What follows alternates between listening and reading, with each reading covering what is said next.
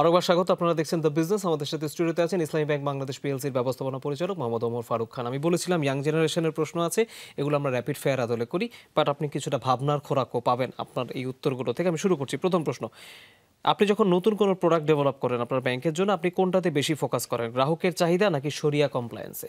Both, দুইটাই করতে হবে।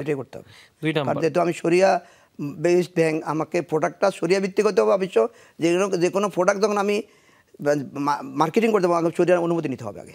ওকে, ওই ক্লিয়ারেন্সটা পেলে তারপর আপনি সেই প্রোডাক্ট লঞ্চ করতে পারেন। ওকে, ফেয়ার এনাফ। দ্বিতীয় প্রশ্ন, প্রফিট শেয়ারিং মডেল কোথায় সবচেয়ে বেশি কার্যকর, কর্পোরেট উদ্যোক্তাদের দিকে নাকি ছোট উদ্যোক্তাদের ক্ষেত্রে? ছোট উদ্যোক্তাদের ক্ষেত্রে, কারণ কর্পোরেটরা যেগুলো যে সমস্ত প্রফিটেবল বিজনেস হয় তারা কিন্তু তখন প্রফিট শেয়ারিংয়ে যায় না, এটা বাস্তবতা।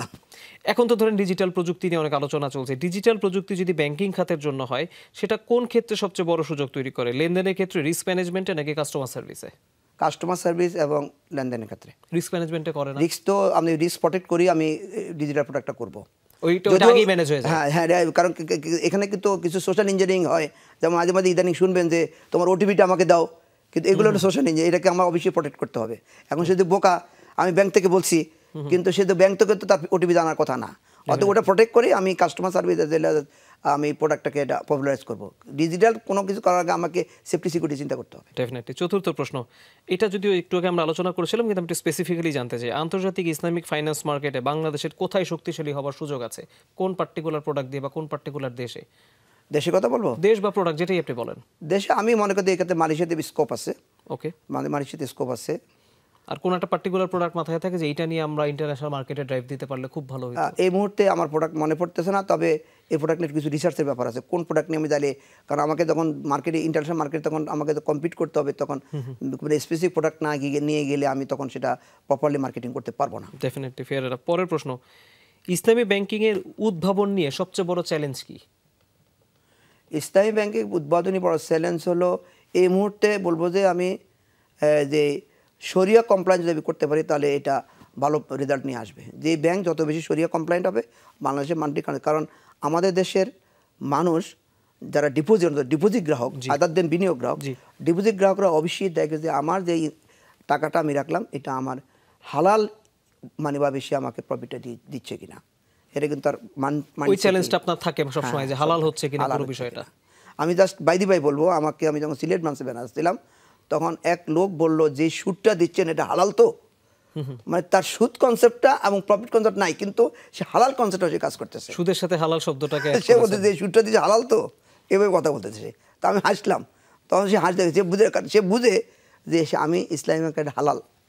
ওকে, ওকে, ফের না। পরের প্রশ্ন যেতে চাই, নতুন প্রজন্মের যারা তরুণ তাদেরকে গ্রাহক হিসেবে ধরে রাখার সবচেয়ে কার্যকর উপায় কি? কার্যকর হলো তাদেরকে ওই আপনার ক্যাশলেস বা ডিজিটাল প্রোডাক্টের মধ্যে তাদেরকে ধরা সম্ভব। তাদেরকে আপনি যদি কাউন্টারে নিয়ে আসেন তাহলে তারা আসবে না, তাদের মাধ্যমে তাদেরকে বলতে হবে।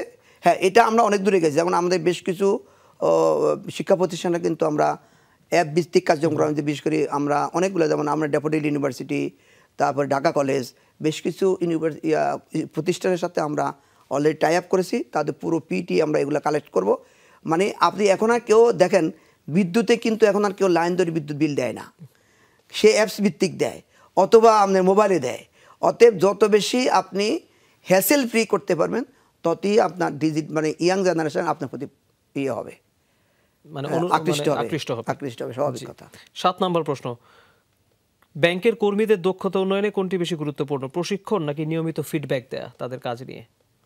প্রশিক্ষণে মানুষ শিখে খুব কম, আমাদের হিসাবে একটা লোক প্রশিক্ষণের মাধ্যমে শিখে 10 থেকে 20%।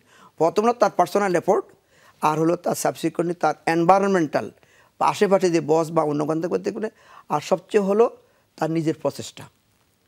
কারণ লার্নিং ইজ একটা কথা, learning is the never ending process. কারণ আমরা একসময় একাডেমিক লেখাপড়া করেছি, এখন আমাকে সবসময় প্রফেশনাল লেখাপড়া করতে হবে। বাংলাদেশের গাইডলাইন কী বলে, বর্তমান পরিস্থিতিতে কোথাও যাচ্ছে, আমার অর্থনীতি কোন দিকে যাচ্ছে, এগুলো সবসময় আপডেট থাকতে হবে। অতএব নিজের প্রচেষ্টা করতে হবে। ট্রেনিংয়ের এখানে ভূমিকা কম, আমি বলবো পার্সোনাল এফোর্ট এবং তার পারিপার্শ্বিক অবস্থা এবং সবচেয়ে নিজের এফোর্টটা সে কাজে লাগাইতে হবে সবসময়। ডেফিনেটলি। পরের প্রশ্নে যেতে চাই, এটা আমিও জানতে চাই। সেটা হচ্ছে, আপনি তো বস, আপনাকে বিভিন্ন সময় বড় বড় সিদ্ধান্ত নিতে হয়। একটা আছে সিদ্ধান্ত নেওয়ার জন্য আপনি কিছুটা সময় পেলেন, যে একটু হাতে সময় আছে। কিছু সিদ্ধান্ত আপনাকে খুব কুইক নিতে হয়, দ্রুত সিদ্ধান্ত নিতে হয়।